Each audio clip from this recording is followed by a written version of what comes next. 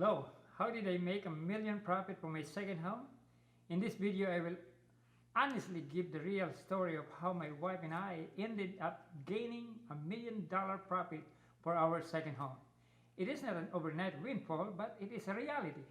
Coming from the Philippines with $60 cash on hand with a fiancé visa, my wife arrived in Montreal a year ahead of me. We got married in 1979 and moved to a one-room bedroom apartment in Codines. My wife was working at that time in the hospital as a general duty nurse. First of all, I want to admit that there is no power in prayer. No matter how much you pray, if you do not have a relationship with God, it is useless to pray. God is the omnipotent, all-powerful creator of all things.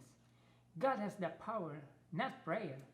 If you have personal relationship with God, He promised that He will be with you always. In 1981, our first child was born, and we got a chance to invest in an apartment building with a partner. My wife was on maternity leave at that time, and we were not able to meet financial need with our partner to keep the property, which actually was paying for itself. The issue was that improvement and maintenance are needed.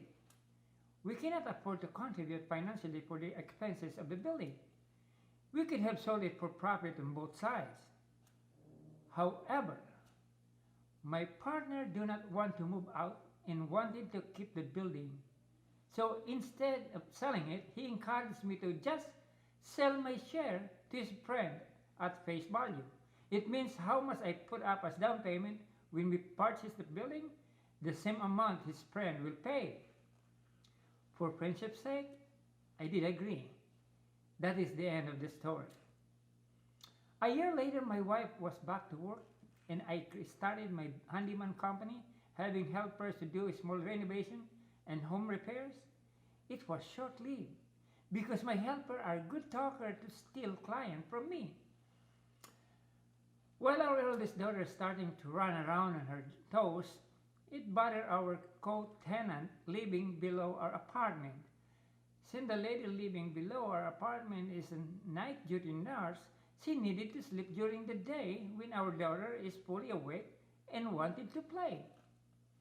It has been a problem for us dealing with the situation. My wife and I started scouting, looking to buy a home in the South Shore. We finally found one, a company that was building in a new development. At that time, the government of Quebec was giving financial subsidy to new homeowners. We are qualified for that category, but we don't have cash for the 5% down payment. My wife pleaded to God to give us a way to buy the house we like. One evening, while I was sewing a maternity dress for my wife, my daughter asked for a noodles, and she wanted to eat noodles. My wife and I decided to go out for a nearby convenience store, and out of my $10 bill, I have dollar change. So I decided to buy a lot of scratch ticket. When I opened it, I won free ticket. Then I exchanged for another ticket, and to my surprise, I won $5,000.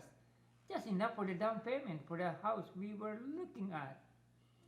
When I got to the car where my wife is waiting, I told her that we won. She said, I hope. I handed her the ticket to verify if it's right, and she grabbed me and showered me with kisses, thanking God for granting her wish. We were able to buy our first house for $54,200. We have lived in that house for 21 years, and all our 3 children was happy that they grew up in that house, in that community. The second house we bought was in a prime location. It was not possible for us to afford the asking price of $300,000. Actually, the owner was generous enough to bring the price down from the city evaluation of $580,000.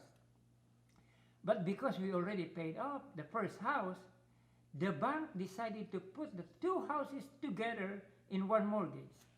That's giving us a mortgage of $365,000. That means we have an extra $65,000 to spend in all transaction expenses. This is unusual in real estate transaction. However, God allowed it to happen to us.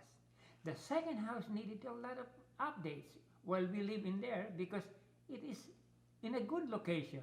It is a walking distance from our work and walking distance to downtown. We have invested our retirement fund into the house to restore its beauty. We have it, we live in it for 15 years before we decided to sell it on our retirement. Before selling it, we have to do some works and paintings. Many people advise us not to waste money on renovation and painting. Even real estate agent discourages us not to do any works because the new owner will change it anyhow. This is the strategy you have to watch out. It is true that the new owner will change everything to their liking. But what they don't want you to know is that the bank will evaluate the house before giving an approval for mortgage. That will bring the price down if you don't do anything that will and it will make the selling of the house faster. You will be the loser. The buyer of our house came few times to our house with a contractor making plans, demolishing this, demolishing that, but the bank have to see the condition of the house before giving an approval for the mortgage. We want to put our house in the market for 1.5 million, but no agent wanted to take it, with the impression that we are asking price and overpriced. Real estate agent wants comparable to dictate the price range in the area. My wife and I will not take that, so we don't sign for any agent unless the price is right. We found another agent who was selling a house we like to buy. He agreed to put our price at the price we want. He will not sell the house if we don't get the price we want. So we have an agreement of how we will do the transaction for the two properties. He will sell our house to the price we want, and we will buy the house he's selling to us. To make the story short, we accepted an offer of $1,350,000 for our house. Because it is our principal residence, we do not have to pay tax on capital gain. Losing $150,000 from the asking price, the owner of the house we are buying agreed to lower the price of their house $30,000 less. We made an agreement and the transaction went smoothly. All these things that happen in our life is not because we are capable. It is because God is in control. We have put our trust in God no matter what comes in our life. How to trust God is another video I have to make. This is for now, and I hope that you will not be discouraged of any misfortune that you may experience in life. If you allow God to be in control of your life, He is faithful and true. Thank you for tuning into my channel, and don't forget to hit that subscribe button if you want to hear more update of my video. Have a wonderful time and keep smiling. You have hope. Bye.